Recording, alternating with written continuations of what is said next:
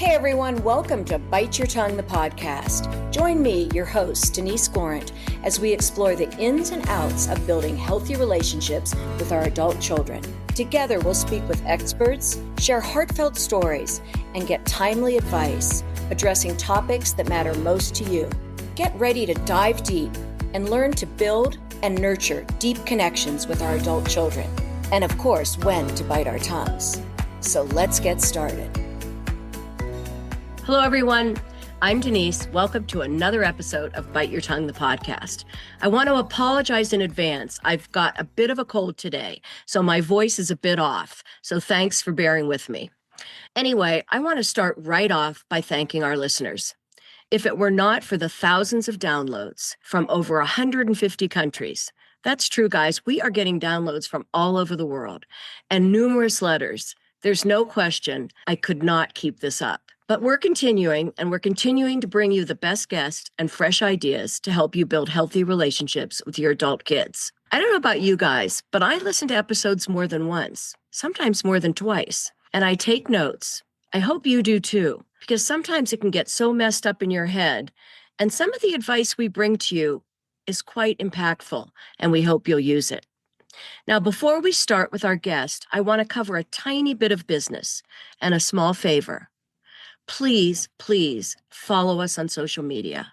I know, I am not a big fan of these platforms either, but more followers really helps us build our platform, visibility, monetization, and our brand. And that will keep us going strong. So if you can just take a minute and find us on Facebook at Bite Your Tongue, the podcast, and on Instagram at Bite Your Tongue Pod. Follow us. It will help so much. And I'm really going to look at the numbers and see if this goes up after this episode. And also, I want to take a minute and wish all of you a very happy, healthy holiday season. This will be our last episode this year, but we'll be back in January with brand new conversations and some exciting new guests. All right, enough business, guys. Let's get on to today's episode. If you've been listening for a while, you know we've spent a lot of time. We've talked about boundaries, communication, respect, and all these basics about staying connected to our adult children. And I always think we've got to find new things. Well, today we're taking the conversation to the next level, to what my guest, Dr. Francine Toder, calls Parenting 2.0. Francine is a clinical psychologist, university faculty emeritus, writer, and the author of Your Kids Are Grown, Parenting 2.0, a book that's equal part mirror, guidebook, and a gentle wake-up call for all of us parents trying to redefine our role in our children's lives. She writes beautifully about the ache many of us feel when our grown kids are distant, busy, and defensive, when those quick calls feel more like obligation than real connection. She offers us some real practical wisdom to let go, not out of defeat, but out of growth. Today, we're talking about what happens after the basics, how to rebuild a relationship that feels mutual, not parental, how to find peace when your expectations may collide with the reality, how to create a life that's full and satisfying beyond your role as mom and dad. So let's dive in to Parenting 2.0 with Francine Toder. And right out of the gate, I'll let you know that she has a wonderful Parenting 2.0 tip sheet for parents and adult children. She'd be happy to share it with you if you email her at Francine at DOC, that's doc, D-O-C, Toder, Toder.com. So Francine, welcome. I've really been looking forward to this. We've been doing this podcast for nearly 4 years, and I feel like we've talked about it all. Boundaries, communication, biting our tongue. But what struck me about your book, first of all, it was filled with just everything. I mean, I want these listeners to know this book just has everything from A to Z. You can almost use it as a Bible where you refer to things when you have issues going on. What struck me was it asked parents to evolve. And in the introduction, you write something like, your kids are grown. What's the problem? So let's start there. Why do you think the tension doesn't end or even get stronger as our kids become young adults? When the kids are grown, they're adults, at least those that are over 25, because 18-year-olds don't really have very good judgment in general. You're dealing with adults who have different ideas, values, different hopes, different dreams than you. And it can be disappointing and even unacceptable. You never dreamed that it would be this way. How could you know? Okay, time to adapt. Yeah, that's exactly right. Time to adapt. But how could we know? You talk about it, and I've talked about it with my friends, this knot in our stomach or tension when something's going on with our adult kids. We all know we love our kids. They're like part of ourselves, and yet they're not. So they lose their job, they're getting a divorce, they're raising their kids in a crazy fashion. We think it's a crazy fashion. I don't mean to say it that it is a crazy fashion, but anytime they're going through painful things or things that go completely against everything you think you've raised them with, you do get this tension in your stomach. What's happening there emotionally between our adult children and us? I think when you experience that kind of tension, in your body, it signals something. Sometimes it's defensiveness, sometimes it's disbelief, sometimes it's readiness for a fight or an argument. But it's really called somatization. And this is when the body is acting out the emotions that you're experiencing. It's another clue. Sometimes we don't really know what we're feeling until our body signals us. It isn't a time for good outcomes, but that can be accomplished. It's a time when you feel that way that you don't want to get into a yes, but situation with your kids because it signals you this is not a good time for a conversation because I'm feeling either overwhelmed or I'm feeling unable to process things very well. And many times that's the time that we do want to reach out. We want to say, what are you doing? Or how can I help you? Or are you sure you want to get divorced? Right. So, what advice do you give to parents? What are the steps they need to take to not maybe get them to this point where they have this knot in their stomach? For starters, we have dreams and then we have expectations, but it isn't theirs. So we may have imagined and maybe even played out our hopes in our imagination, but they're in a life stage where there are more pressing needs and worries than having a relationship with mom or dad.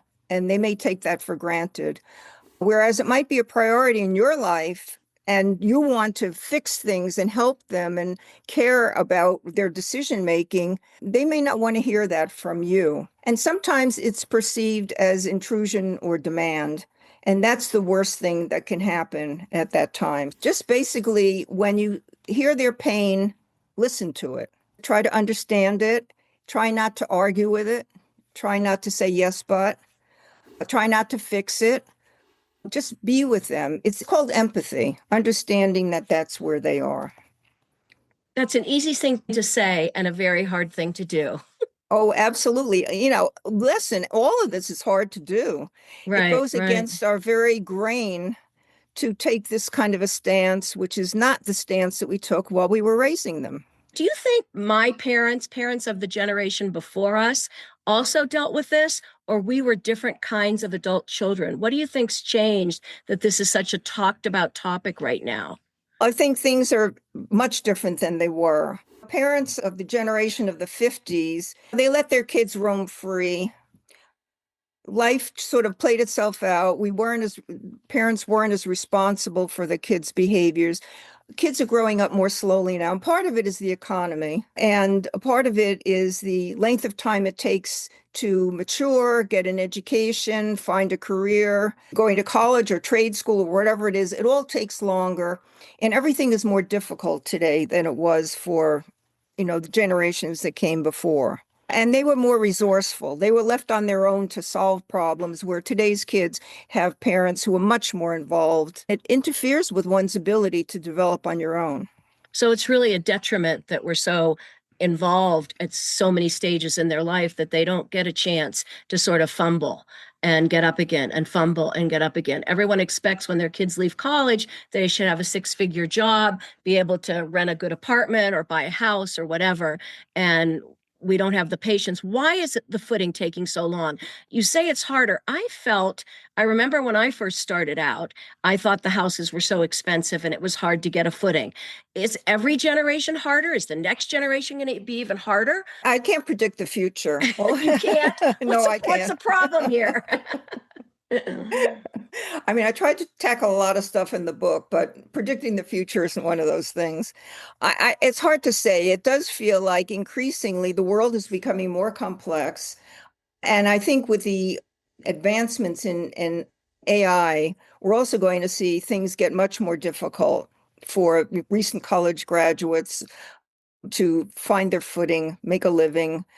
And the cost of living is extraordinarily high. It wasn't always this way. I could get into the economics of things, but I don't think that's relevant. Yeah, no, I Yeah, get it. I think we understand it. I just can't figure out how different it is now than then. I know it's a higher cost of living and all of that, but I remember feeling some of that as a young adult too. So I just wonder how different it is. yeah. But let's move on. Anyway, Well, go ahead. one thing I could say is that in an earlier generation, we let kids find out things on their own. And sometimes those kids who are now adults having adult kids, feel like they had to do too many things on their own. They had to stumble too many times. They had Mm-hmm. not enough support from their parents. And then what, the next generation, I talk about this in the book, tends to go overboard in the other direction. And I think there's some movement back now toward moving away from being as involved with our kids as this generation has been. No, that makes perfect sense. So they felt like they weren't attended to so much, so they really wanted to attend to their kids. Because I remember when I bought my first house, my parents weren't involved at all. Yeah, yeah. So one of the takeaways is from one of your interviews with adult children was their desire to be treated as equals. What Hmm. are some of the subtle ways that we're not showing them we feel like they're equals? And how can we improve on this? Even though we mean well, we might be Yeah. doing things not purposefully. Yes. And I don't think we do things to harm our kids. We just play out these familiar, overlearned patterns. So I include some of these on my tip card, which, by the way, I'm happy to send listeners. But here are a few. One, in conversation, if you're talking more than 50% of the time, then you're lecturing, not listening. We have this overlearned history of raising kids and giving them information, providing them with knowledge, and giving them the best of what we understand about life. But when they're an adult, they don't want to hear that. They will stop listening as soon as you start lecturing. Another is don't interrupt, judge, or help without an invitation. And certainly don't criticize. You wouldn't do this with an adult friend. Think about it as they're your peer, they're your friend. I mean, obviously, that's a different relationship, but you would never talk to a friend the way some of us talk to our adult kids. Just remember that they want that. Whether they need more or not is another story. For equality, see them not as you want him or her to be, but as she really is. This is really hard. We have this fantasy about who these kids are going to be, and it's hard to let go of that. And often they aren't that, but we don't want to see who they actually are. That is really hard because I think we've talked about this in other episodes where Yeah. the minute you have that baby in your arms, you have dreams, grandparents have dreams, everyone has dreams. And typically the dreams don't pan out. They do their own thing, they're their own person. But as a parent, you've given 100% of yourself. How do you then let go of that without being sad? Or, I mean, I guess you grieve a little bit.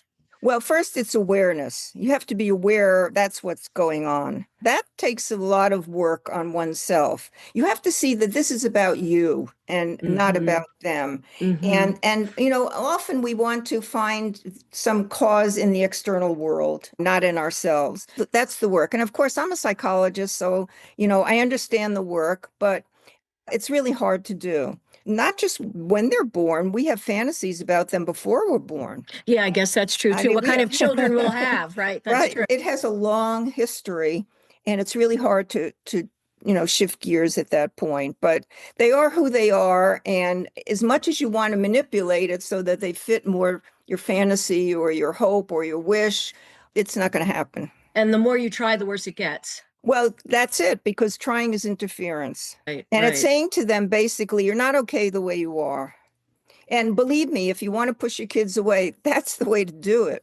One more that I Okay. wanted to add is make sure that while your words are saying one thing, your nonverbal message isn't saying something else, isn't condescending.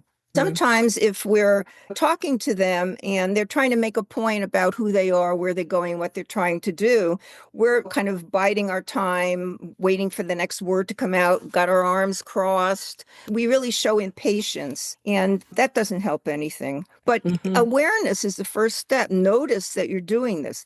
Get feedback from someone who's there as a third party observing so that you can do something about it. I guess the thing I struggle with the most is you say you wouldn't talk to a friend like this. I feel like I have such authentic relationships with my friends that if they were doing something that I thought was just absolutely crazy, I think I would talk to them with much more directness than I would my adult children. So then sometimes I feel like because I'm paying so much attention and trying to be so aware of my actions and not overstepping, I'm not building such an authentic relationship. With your friends, it's two ways, Right, that's true. presumably, That's true. right? You Yeah, don't yeah, just tell yeah. them stuff No, and no, hope you're they. right. You're right. So But they don't get offended in a way that your adult child might. if you really had an equal relationship with your adult child where they can tell you when you're messing up Right, and where you don't get it, where you have biases and you're right. open to hearing that, then it can be more equal. But Yeah. often that part doesn't really fit too well. And also when you're talking to a friend, usually, I mean, I like to say, is it all right if I tell you what I think? I don't necessarily just tell people that I disagree with them I mean, that maybe some of this is You're a lot stylistic. nicer. You're a lot nicer than I am. My friends know I'm completely direct. That's the stupidest thing I've ever heard. Yeah. But Well, I mean, not everyone goes for that, but right, right, if your right. friends do, then you've got good matches there. No, I do. I must have good matches. And I'm also fine for people to say, "Are you crazy?" And I say, "Well, wait a Yeah. minute. What do you mean? I really want to hear it." I know that they respect me already. And I guess that's the difference. Our kids are not sure that we completely see them as equals. They Right. think what we're saying is talking down to them as children. Whereas when I Yes. say to a friend, "Are you crazy?" or a friend says to Right. me, "Are you crazy?" I already have a history that they think I'm pretty terrific. Right. Okay. So here's the thing. Would you be okay if your kid said to you, "Are you crazy?" Yeah, I really would be because I would want that. Okay. All I right. Well, really would be. I yeah. really would. I'd say, "What do you mean? What did I say? What was so crazy?" Right. But you'd be open to hearing it and I you would wouldn't be absolutely defensive. be because that's how else do we grow? There you go. So part of the goal is to grow. Right, right. Recognize yourself, recognize your own limitations and grow. Well, that's healthy. Maybe because you've been doing this all these years, you have good communication skills. Not everyone does. Yeah. Okay, so let's talk about money. You mentioned that money is sometimes a proxy or parents use it as a control issue or Yeah. a control function to control judgment, control behavior. Tell us about this and what parents should do in those cases. All right. Well, try to think through this in an objective way and try to hold your emotions in check. Nothing causes more emotional reaction, I think, or defensiveness or secrecy than money. Their financial needs are balanced by yours, too. You might spell out the parameters, timelines, expectations on both sides. What do you mean by timelines, expectations? I think when it comes to giving them money, Oh, okay. or offering them Support for something, right. paying for So childcare, whatever it might right. be. I see so many people paying for so much stuff these days, and I'm thinking, what is going on here? Yeah. Well, again, that partly is the economy. Um, Yeah, Childcare was never this expensive and right, stuff like right. that. I'm thinking about formal arrangements where you give them money or they move back home and you need to support them. Part of it is teaching people how to manage money. That's how I read your question. It is a business deal fundamentally. And so I would follow through at intervals on both sides. This is training for the real world, but it doesn't work when your child is unable or unwilling to follow the rules that you both agree with. That's something to keep in mind.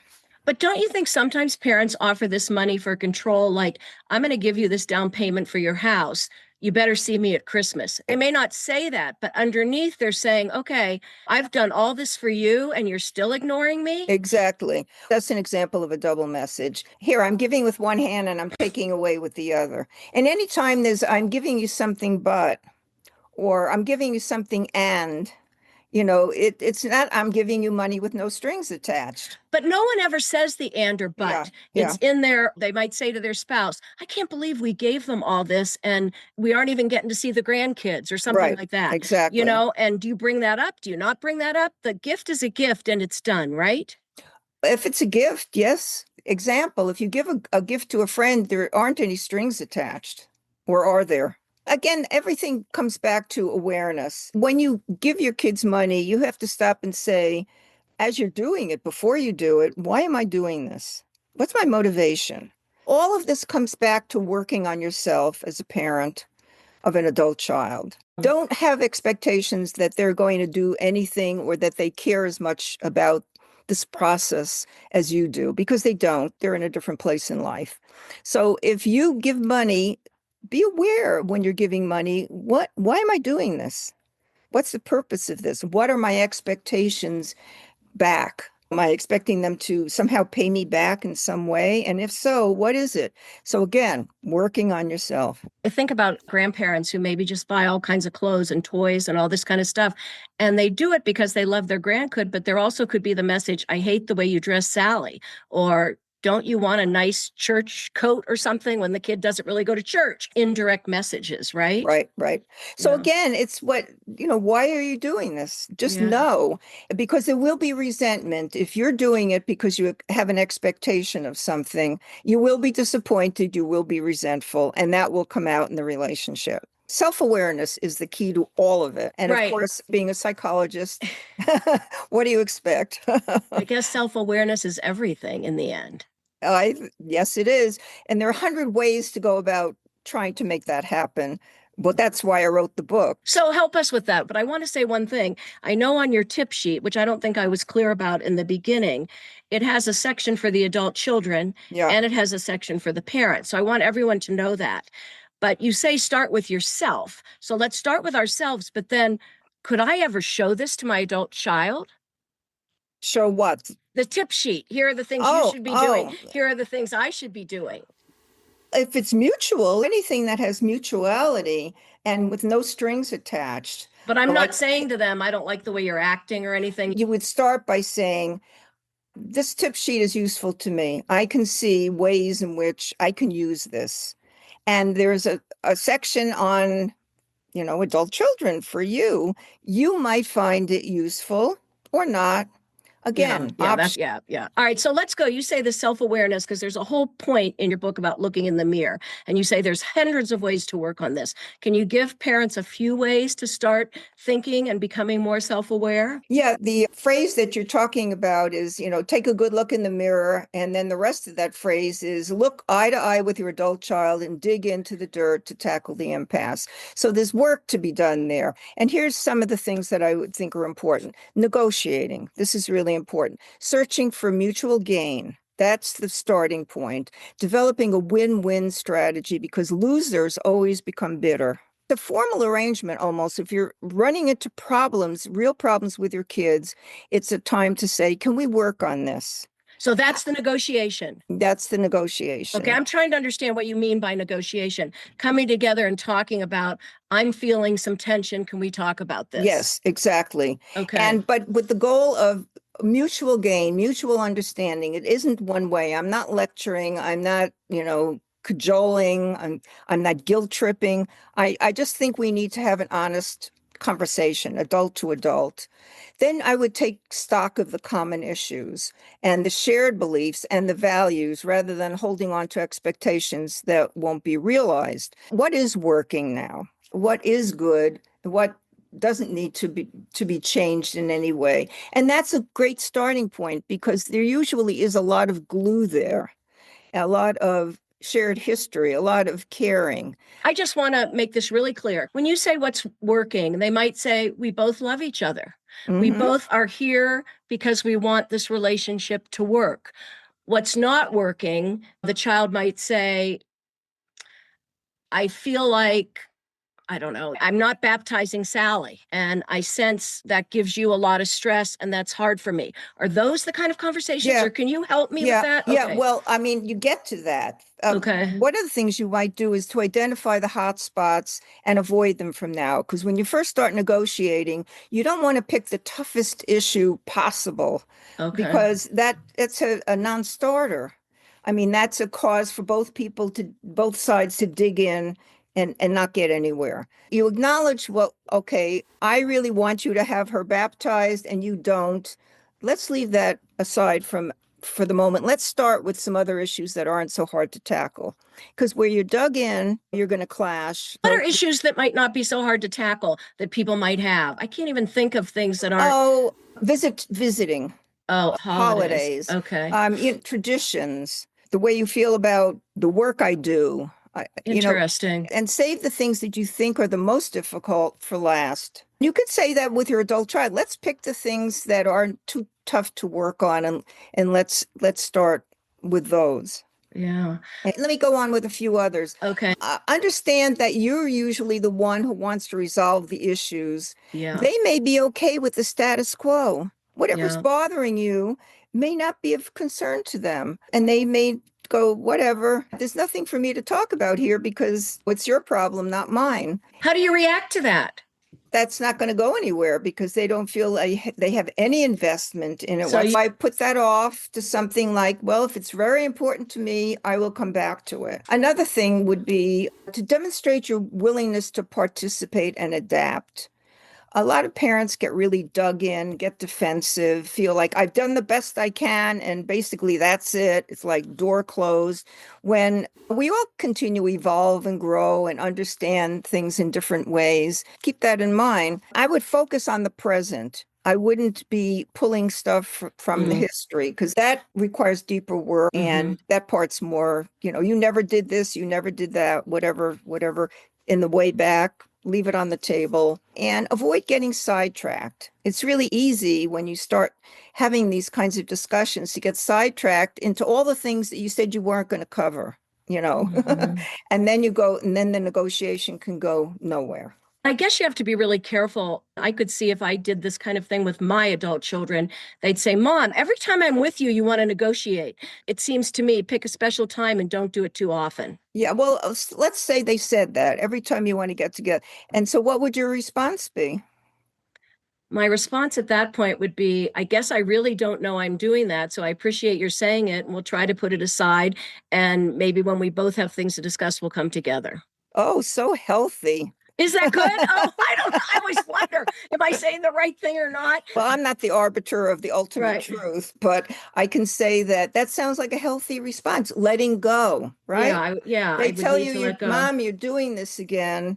And you go, oh, thanks for the feedback. Yeah. I'll try harder. I'll try better. Well, what does Yeah. that tell them? That tells them you care enough to put aside something that keeps coming back that you obviously, want to deal with, but you're willing to not deal with it for their sake. Right. No, that makes sense. I want to go back to this misunderstanding and double messages. You talk about double messages and mixed messages. What are some of the most common double messages parents may send without realizing it, and what can they do about it? Anything that has a but on the end was probably a double message. I like your hair, but. Yeah, right. Your new house right. is great, but. Yeah. Yeah. I'm thinking of some of the mistakes I make with my daughter who's 45 and go to her house and I'll say something like, she's somebody that she works, has a family. She doesn't have a lot of time. I'm kind of a neatnik. I'm kind of a minimalist. She's kind of a maximalist. So if I walk into her house and I make a comment about, oh, it's so neat here, then the implication is you're usually a slob. Gosh, But okay, yeah. you have to be careful what you do, or you have to be open to hearing the feedback. Mom, you're being a little judgy, she'd say. And Yeah, I go, yeah, I guess I am. yeah. Oh, and then that ends it because she knows who I am. She knows how I'm going to mess up. I mess up. None of us are perfect. We're all going to mess up. So I think when we're able to say, yeah, I messed up, and hopefully at some point they say they mess up. I don't know when that comes, but Yeah. that makes sense. I want to talk about beyond parenting. You say that parents have to build their identity outside of their own children. And I sort of touched on that before. How do you rediscover yourself? I mean, I think that's a really hard thing when you've given 150% to your child. And I think it's easier for men than it is for women. Although I've seen my husband for the first time since we've had this grandbaby wants to see this baby. He never had this with our kids because he was Right. working all the time. And That's right. Well, taking emotional risks, trying something outside of your wheelhouse, being open to new experience, to new people, to new ideas. This can produce anxiety, but it also produces growth. My book explains how to do this with the kind of self-work that's required doing a number of different exercises. let's hear about some of those. Anything you try to do is going to have some risk, and you risk being disappointed. I have learned and done tons of things, but I still, in the back of my mind, it's always about my adult kids. Well, what about your own life? It's happier when they're in it. Okay. Well, is there any way in which your life after having adult kids is different than before? In other words, when you were an active parent? Oh, yeah, much different. But because they're so far away, I'm always thinking, when will be the next time I get to see them? We're talking about working on yourself beyond parenting. So I think you've done a lot of the things to try to expand your life, to try to find relevance in things that aren't kids, that aren't grandkids. I think you're right. If you live far from your children and their children, it makes visiting so much more palpable and important. And harder because it's so intense because you're there and you Right. want to see them every day. If they were close, you would pop in and say, you want me to take Sally for a walk or pick Jimmy up at school. And just those kind of intermittent connections, I think, are much more impactful than a whole week playing with a kid. Yeah. Well, the opposite could be true too, though, where your kids are really close and there's an expectation that your involvement with them is going to be greater than what you want. A lot of people who are at this stage of life, like us, who have adult kids and grandkids, want an independent life if we're physically and emotionally, cognitively able to do that. And so we fill up our lives with lots of things that we could never do before. And then sometimes our kids almost feel intrusive in our lives because we want to take care of our own needs. So your situation is one way, but someone else might actually have a different experience where they feel like they want to kind of push back, but are trying to do it in a way that doesn't create some kind of discord. You're right, because there are adult kids that expect the parents to be doing all the daycare, even if it means moving to where they're living, all of that. And frankly, a lot of parents will say, I did that. I don't need to do that anymore. What do you think we've missed that gets parents to this parenting 2.0? Well, I think one of the things that I cover at the beginning of the book are really what adult kids need from their parents, because this is where I started with a survey long ago and then have redone 30 years later and find out that adult kids pretty much want the same things from their parents. And what are those? They want to be understood and appreciated like they are, in transition, incomplete, confused, vulnerable, whatever it is. They want their parents to appreciate their struggles and to be with them along the way, but sort of be there the way you were with, in some ways, with your toddler who was learning how to walk. You let them fall down and then they knew they could get up, kind of watching from the wings rather than being there to grab them at every moment where they could make a mistake. I think that's one of the things they want. And then they want different things at different stages. They want your trust. By the time they get to their 30s, they're pretty much set in what they're thinking about, what they're feeling. They have a cognitive functioning of an adult. And so they basically want you to stay in the wings unless they call for you. By the time that you have middle-aged kids, and by the way, I often work with parents whose kids are in their 40s or in their 50s, and they're still kind of worried about them or interfering with them or estranged from them. The goal there is most adult kids at that point just want their parents to be okay. They just want them to have enough money and health to manage their own lives. They don't want them to be dependent if possible, but they recognize what it is to be an adult by that time. So then you have more of an egalitarian relationship. The history is really important. The kinds of things that parents come into a relationship with, their expectations, their history, cultural things, religious things, and even political things at this point make a big difference. This never was an issue before, but it is now. I think just understanding generationally things change, people grow over time. So those are the things that add-ons to exploration of yourself and trying to understand the best way to have a decent relationship, go from no relationship to some relationship, from a good relationship to a very good relationship. But a lot of the work has to be done by us as parents because this is not relevant to their life. They've got bigger fish to fry. In their 30s and 40s, they're raising families, they're in a community, they have a job or a career, or You hope. you hope. Well, I mean, most adults want to be working. Yeah. And if they can't work, there's usually some good reason. I cover in the book also, which are disabilities of all kinds. Or Some of mental them are health, drug abuse, all that. right. But most people do want to carry their own weight and feel good about themselves when they do. That makes perfect sense. I just want to go back one time before we close to the mixed messages. You mentioned you walk in the house and you say, oh, the house is so neat. And the child might think, oh, it must be messy all the time. It reminds me when they were little. And even with my own mother, if she would say to me, your hair looks nice, she was always, I have curly hair. She was always saying something about my hair. I would take that negatively. And I remember when I was raising my own kids, when they were little, you were always supposed to say when they came in, I'm so happy to see you, rather than, for some reason, we all comment, oh, you look nice. I like your outfit. Your house looks good. I like your garden. It takes away sort of from just, hi, I'm happy to see you. We almost have to go back to that toddlerhood and just, we're happy to see you. You know why? Because the second part of that is a judgment. Right. Now it's a judgment of looking good, which implies maybe sometimes you look bad. Right. Or your house is neat because your place is usually a pigsty. Right. You And know, the worst thing is you've lost weight.